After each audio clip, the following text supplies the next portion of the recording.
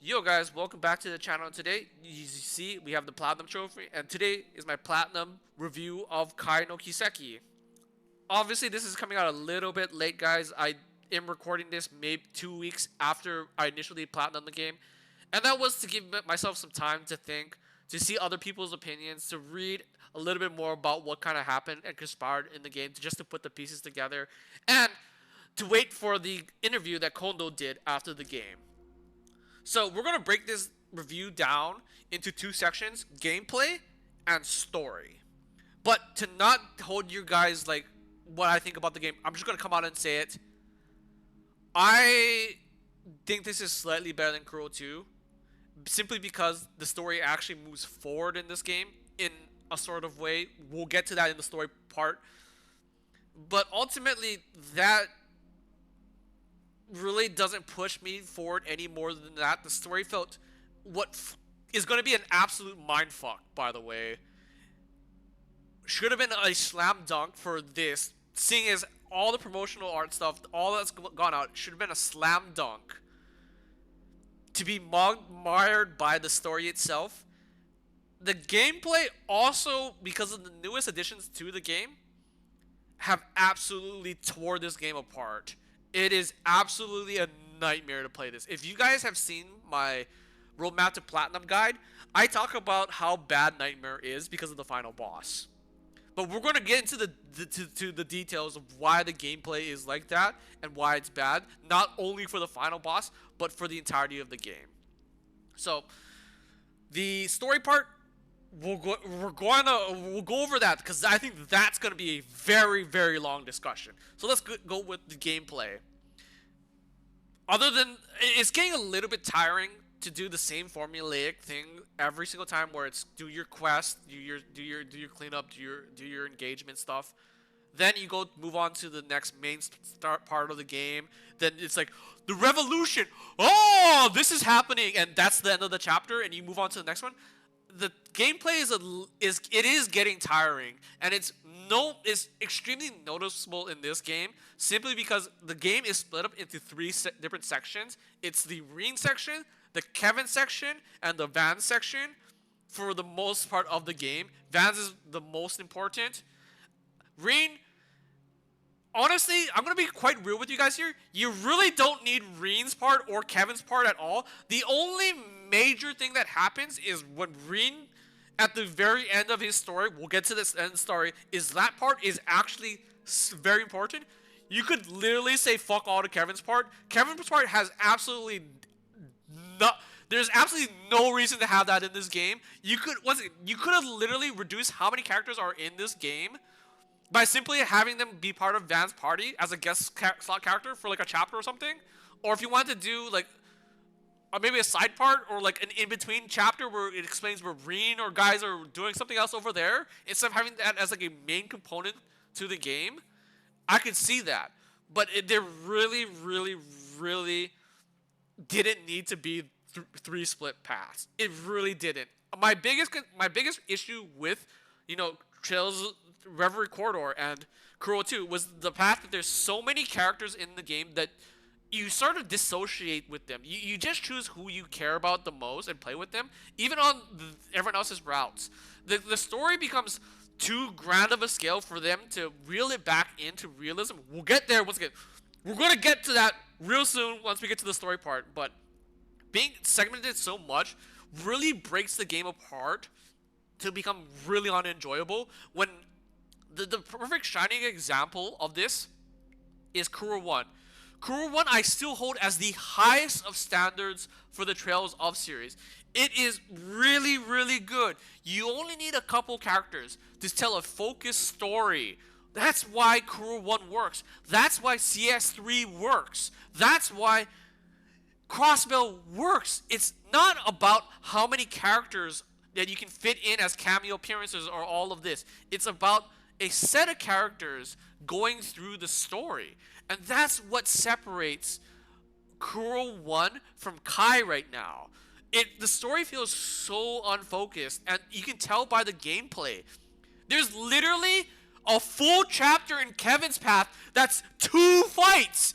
That's it. It's literally 2 fights.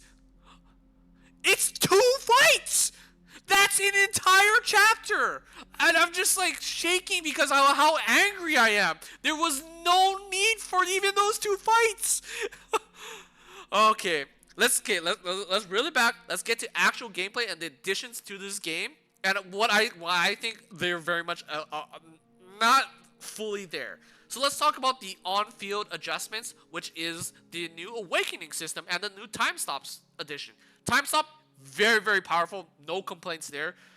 My only complaint about awakening is only specific characters that have self buffs in the game can awaken, because technically when you enter battle while awakened in the command battle, you get one turn of your self buff, aka Van gets Grendel or his insight version, Rean gets his spirit unification, Judith gets her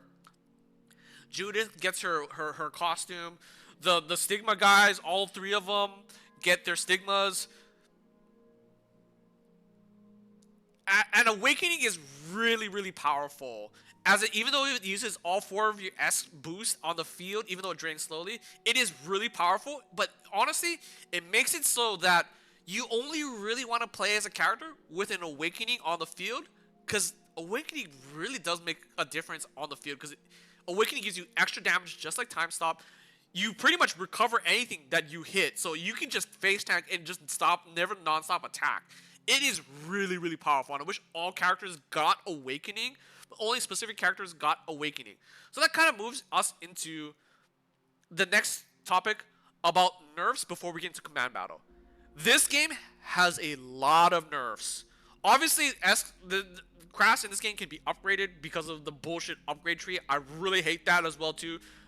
They really should just go back to, I level up, I gain this addition to the to your craft. It's done like that. I really don't like buffing having to upgrade the crafts, even though they are much more powerful. One max craft, it's just more of an annoyance than anything else.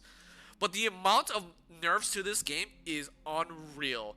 Rean, spirit unification, only lasts 3 turns now. He can get debuffed in it as well too, meaning he's affected by statuses, unlike in previous games. Judith, she has a 9-turn limit on her transformation. Don't know why they did that.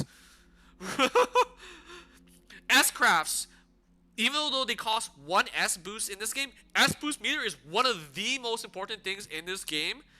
By the way, it is the most important thing in the game right now. You can only use, you have to wait another turn before you can S-craft again.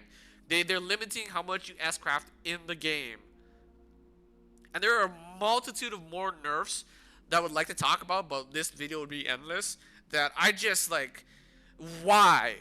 I get you're upset that people can S-craft break, delay break, but to just hurt the common playstyle of the game, just because people are min-maxing the game, really feels like a huge slap in the face.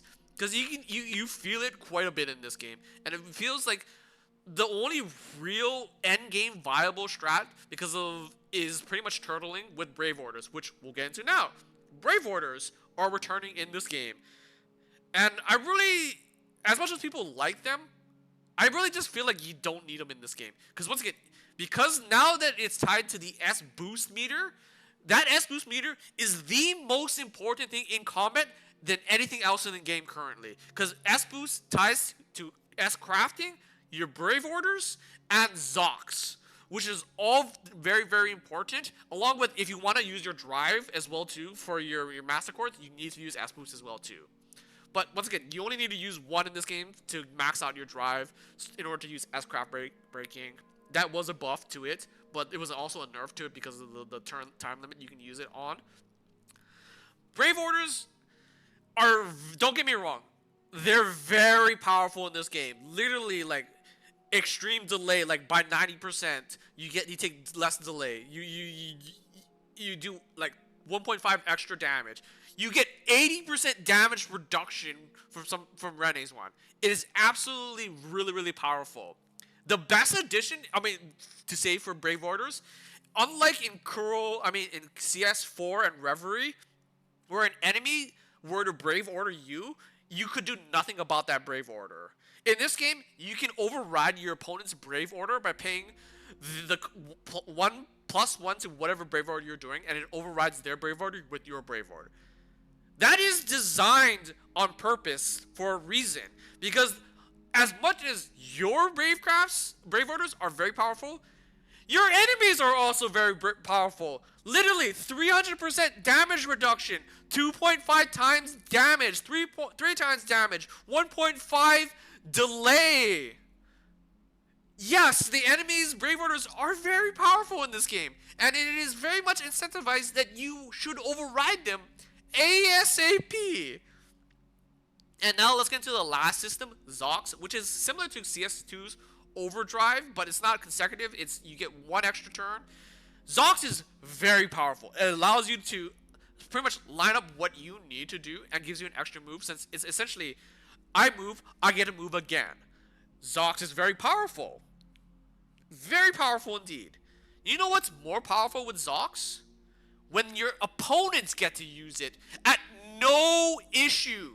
Your opponents can activate Zox with almost zero restrictions.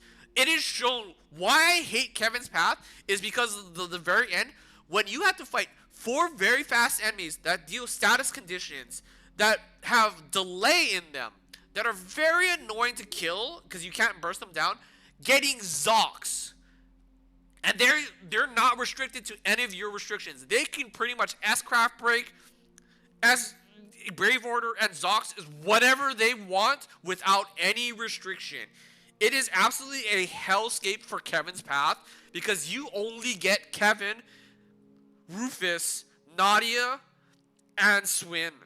You do not get Lapis. Lapis is a side character. I wish they use that. They use as like, it's not as a side character, but as a, it's like not a guest character, but it's like an optional character that essentially can help you in the fight. They give you extra Brave Orders, and they have like their own combo system with the SCLM. But I really wish they did more characters like that, or as guest characters in this game. Then you wouldn't have this issue of too many characters in this game. But it is none other more present in Kevin's route. How bullshit Zox is when your opponent gets it. And this is before we even talk about how bullshit the final boss of this game is with Zox. An 11 turn plus, he can get by himself with Brave Orders S-Craft breaking. It is absolutely fucking insane.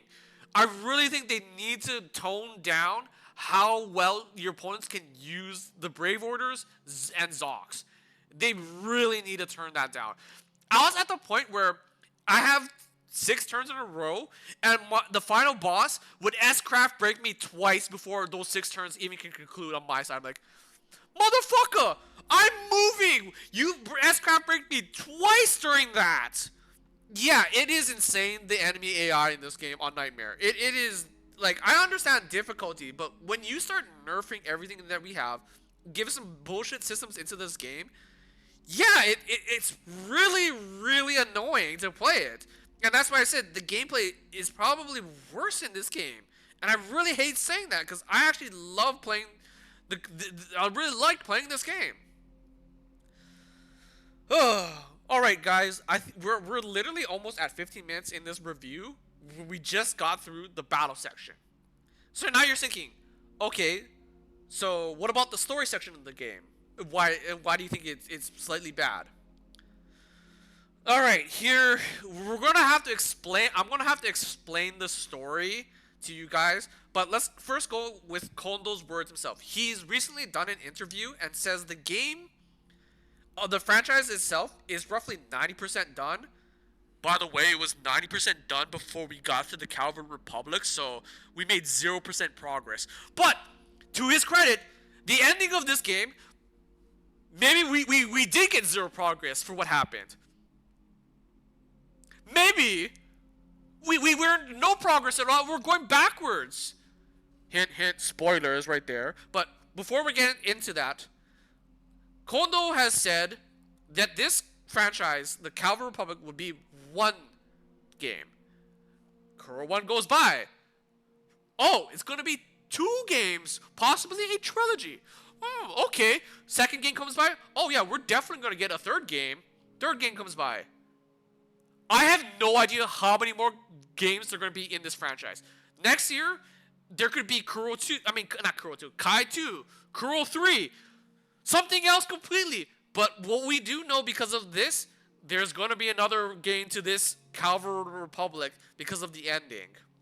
So once again, he flat out lied to us again, which is what really annoyed me, because I was 90% of the way done with the game. I'm like, there's so many new threads added to this game near like the halfway point to the end game of this game. I'm like, so what is he gonna, when are we gonna figure this out or solve this mystery? I'm like, or get some closure. We didn't. We literally have another CS1, CS3 moment here where just like you're sitting there at the end screen, like, but worse this time. Why do I say that? So before we get to the how or about, let's talk about the ending. So the ending to this game has been alluded for quite some time, but there are certain books in, if you want to go all the way back to like Crossbell series that allude to this. It's really not super apparent, but now that we know the ending of Kai, you can correlate some of those lore books to this game.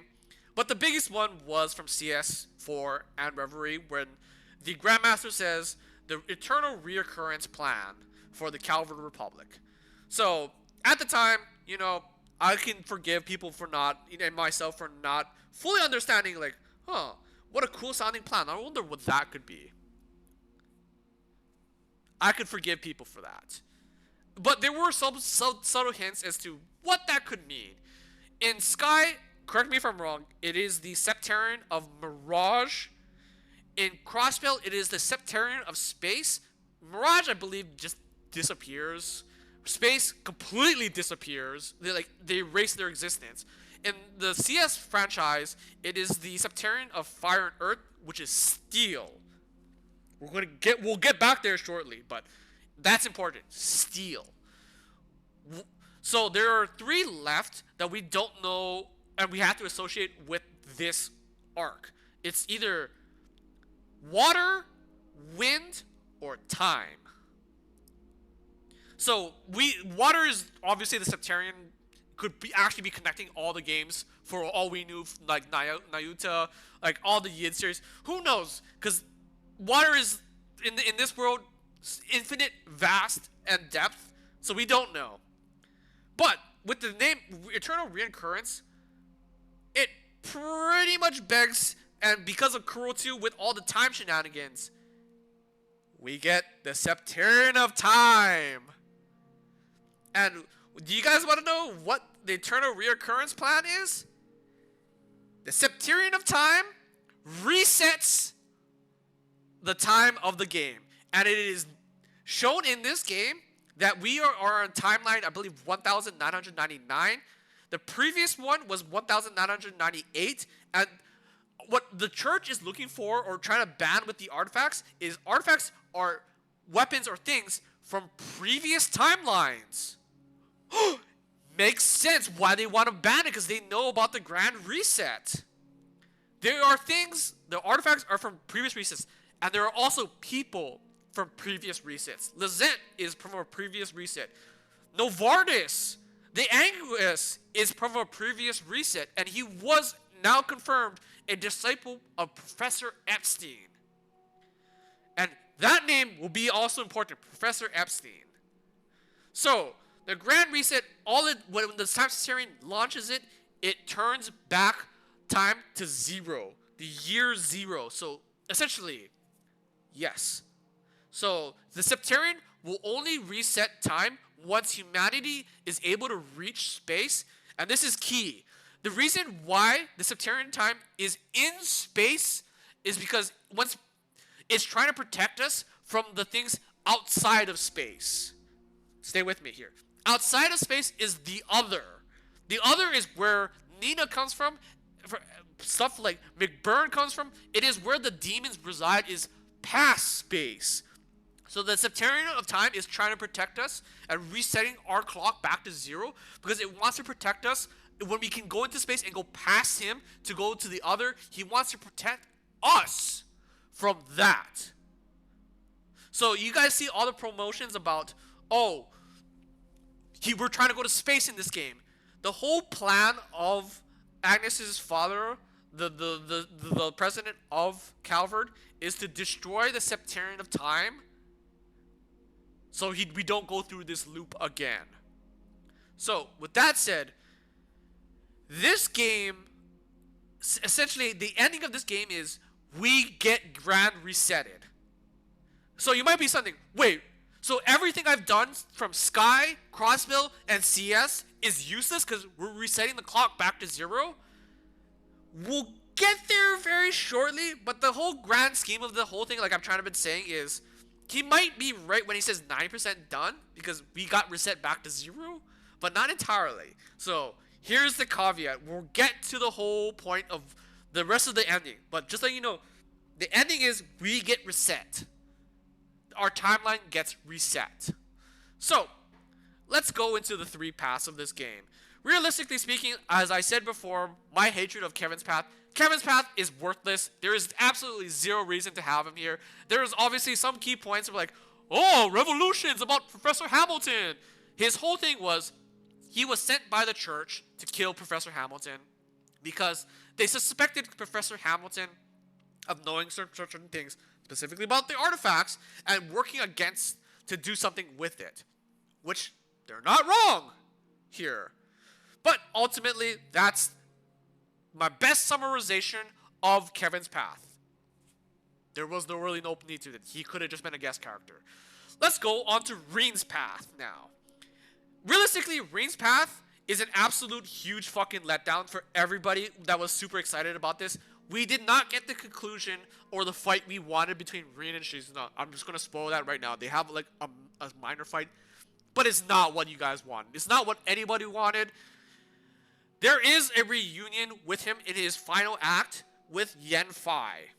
This is the key importance to Rean's path. This is about the only thing I say redeems Rean's path is this meeting, and it's not as good as you think it is. It's not him proving his worth or anything. It is more so an info dump on what needs to happen. So, we're going to skip through all of Rean's path till we meet Yen Fai at the very end, which is right before, obviously, the grand reset happens, guys. Okay, so this is where we finally get some actual lore dump between, by the way, this is going to piss some people off that Rean is probably going to be more of an important character in the next game than Van will be. So, after you fight Yen Fai, he info dumps you. So, he tells us that the Septarian of Time can only be destroyed by a divergent law weapon, and they lost the ability to possibly defeat the Septarian of Time because obviously we failed the grand reset happen, so you know, the plan didn't work. The president's plan didn't work.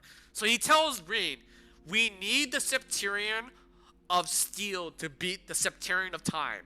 But as you guys know, in CS4 Reverie, the Septarian of Steel is somewhere in space. We don't know where he is. He's gone.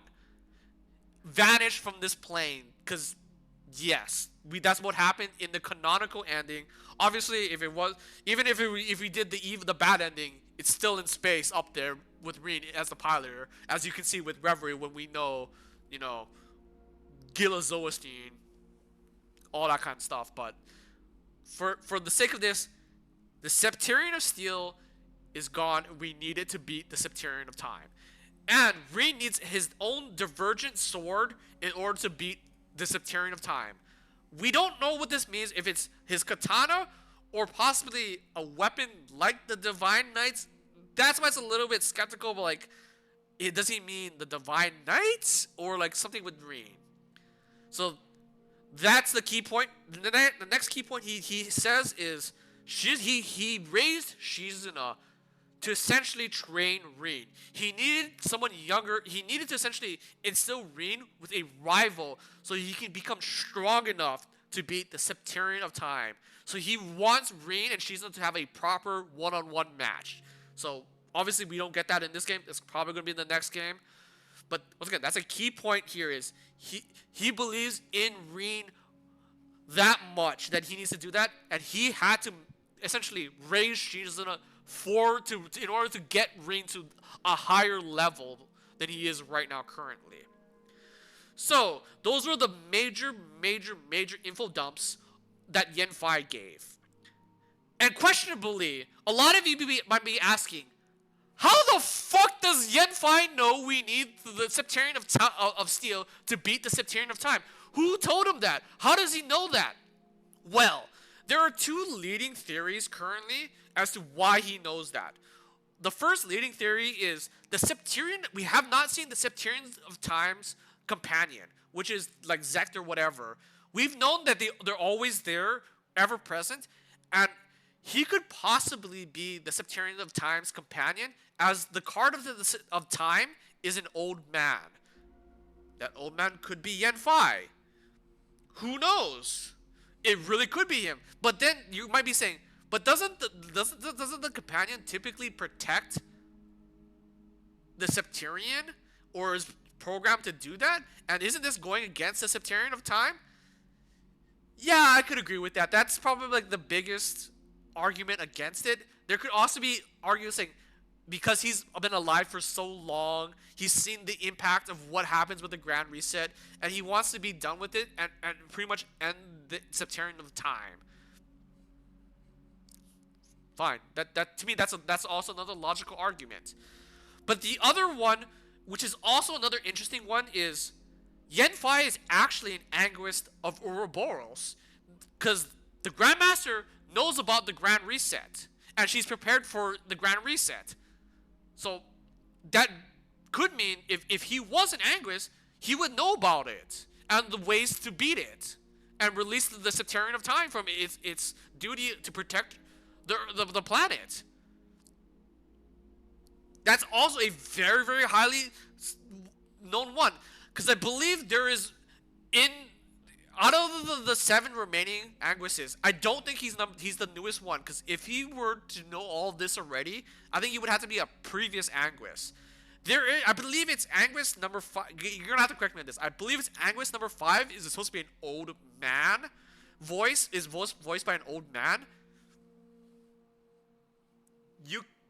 Maybe he's an Anguist. I mean, it's a possibility. But those are the two leading theories right now currently for who actually is Yen Fai right now. But there's also another person that has said, this is not part of Rean's path, that Mare could also be the companion to the Septarian of Time, because she's acts completely different. We're not even in this game, we still not explained why Mare is actually unique. She could be the Septarian of Time's companion. That's why she can literally stop time and do all of this for everybody. She can literally stop time and do all of this. Possible? Possibly? We'll have to wait till the next game. Alright, so let's talk about the main meat of the game, Van's path. So, as you guys know, Agnes is incredibly important to this whole thing. People thought she might be the final boss of this game. It's not. I'm gonna spoil it. It's Rene. You motherfuckers, if you guys have Jun Fukuyama as your goddamn voice actor, you know that guy's up to fucking no good. So, I'm gonna spoil the final boss there. Renz is the final boss of the game. So let's talk about how we get to the Grand Reset. So, we're gonna talk about Professor Epstein and Agnes's mother and Professor Hamilton. So, I guess I skipped over this because I really don't like Kevin's part. The only part, at the end of Kevin's part, Professor Hamilton states she knows the president's plan will fail because the down ship of the Excalibur that pilot Amelia was riding or driving in space failed her plan is because she found the remnants of said crash from a previous timeline at Hamel. Don't know why it had to be there, but sure, okay. So she knows it's gonna fail, so she's been prepping for the Grand Reset, because she knows there's multiple timelines. So how do we do this? Well, with the Gnosis. So Professor Epstein essentially knew about them. So he made the 7 Gnosis and the Triton Tower specifically to soft counter the Grand Reset. So if you gather all the Gnosis and a member of his bloodline, which is Agnes, which is also why we'll get there. Actually, we'll get there. Let me finish this thought process. You need the 7. You need the member of the bloodline, the 7 Gnosis, and they actually, the person of the bloodline will use the 7 Gnosis and Triton Tower to essentially do a soft reset. What do I mean by that?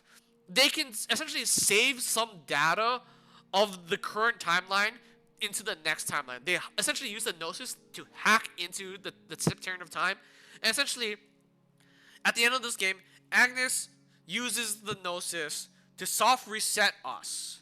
We'll talk about the soft reset part in a little bit. But so the whole reason why the president wants to blow up and destroy the Septarian of time is because his wife, Agnes's mother, also had to do that, and she disappeared, and that's why she disappeared. So he didn't want his daughter to go through with it. He didn't want his daughter to be another sacrifice in order for this grand reset stuff. So that's why he wants to blow it up. I can't argue with that. I'm like, he wants to save his daughter. He's literally a fucking dad that wants to save his daughter. I thought that was incredible. Incredible motivation there. So, the end of this game, Agnes essentially soft resets the series. So, like I said, she becomes the sacrifice, soft resets the game. She says at the end as well too that she'll be back. We won't know, but she soft resets it before she meets Van. At the end of the game, you see the beginning cutscene to when Agnes meets Van in Kuro 1. However, she disappears. So it's implied, and that's the last scene of the game, so it's implied that she soft reset before she ever met Van. A lot of people think we're going to go back to Kuro 1 and essentially start from there. But to me, that doesn't make sense. If the whole point of Rean's path was Yen-Fai saying, we need the Septarian of Steel, then don't we need to go back to CS3 and earlier? Well, technically, I think CS3 would probably be the earliest they can do something about it because of the Great Twilight. But a lot of people have been saying Kuro 1. But by the time Kuro 1 starts, the Septarian of Steel is gone already. So isn't that like the whole purpose? And this is what I'm getting at, where it's like, we made progress in the story. Don't get me wrong. We learned a lot on this story. But at the same time, did we make progress? Because everything got soft reset to a certain time frame. We don't know when that soft reset happened. We don't know where it's going to take us. We don't know what's going to happen. And that's why, when Kondo said 90% done, maybe we are 90% done. Maybe we're 0%. Maybe she reset us all the way back to Sky. And we have to fucking play Sky. Like, my crackpot theory, my crazy theory is the Sky remake is the new timeline that we start on because of Kai. Who knows? Like, this throws everything out the window that we've been working for. And it was one of the biggest reasons I'm so fucking pissed about this. Honestly, we didn't really need Kuro 2. We could have had Kuro 1 then Kai, and it would have been okay. And we could have had Kai 2 for all we know if we didn't do this grand resetting crap. And that would have been perfect. It's just, there's so much to get to this point to find out that everything you've done really doesn't mean anything. And you're like, no, we're making we literally got reset at minimum 2 games back. How do you say we're making progress? I'm like, and the reason why they want the soft reset, I should probably also say this, Hamilton wants a soft reset is so they can plan ahead. So she wants a soft reset so she can plan, she gets more time to plan and make the countermeasures. And also, the other bullshit thing is, she's bringing people from another timeline to help her. Yes, Taco Man is back. Everybody that you thought was as a boss is back in this game as a new time cult. They introduced this time cult like halfway through the game. I'm like, what the fuck? And the time cult is absolutely one of the most bullshit thing ever. They include the guy, Aida, possibly, even Fairy's mother. We don't know yet. It becomes that the guy, the tyrant from Kuro 1. He's back. Melchior, everyone from Almada is back other than, I think, well, actually, no, he is back as Secret Boss. I shouldn't say that. Everyone from Almada is back as this time brigade. There's literally even a potential that the Revolution Squad is back as well too. Some people have been saying it's a lane from another timeline. I think it's more so the Revolution Squad from the history of Calvard Republic is more likely because it's 3 people there, and it's more probably hinted that way. I'm not 100% sure, but even they're here to help the Time Squad. Who knows could be in the Time Squad? They literally just showed a couple people. It's just like, bro, when you mix time into so many things, resetting timelines, new timelines, things come over, it just gets messy. And it's just like, yeah, I get that with the Time Satirium, it's all cool, but I really felt like you could have done that a little bit better. You really didn't. I guess it makes sense with the artifacts and everything being from different timelines, people being from different timelines, but you really gotta knock it out in this next game. Like, you have to conclude this. Like, if this is gonna drag on for another 2 games, I just don't know how many people are going to stick around. Because it is known for a fact now that the Trail series is more popular now in America, in the Western countries, than it is in Japan. The Japanese sales actually have declined, which it should decline in popularity over time. It sold quite a bit less than Kuro 2 and Kuro 1. And a lot of the Japanese response to this game have not been good. And I understand why. Like, it's... Like, the one shining factor with this is it should have been a great story. I think it moves everything forward metaphorically. Obviously, we got reset, but ultimately, like, that ending, it hurt me a little bit. It really did. I'm like, it just feels like we can go anywhere from here, which is a cool possibility. But at the same time, it's just like, what is possible? What are they going to do? Are we ever going to see this end? And that's the biggest what if. Because Kondo has known to lie. And this time, the lies have finally caught up. And they need to deliver. And they need to deliver soon. And I mean, not like, oh, we can wait a year. The next game, it's got to come out next year. They need to come out within the conclusion to this, or at least the next game, to give some sort of closure. Because they need something right now. Well, guys, there is my ultimate review of the game. That is a long-winded explanation. I probably missed some things in there. It's a lot to cover, and I don't really want this to be like a full story, but I kind of have to like explain the story for this review. So, until the next one, stay safe, stay comfy, peace out.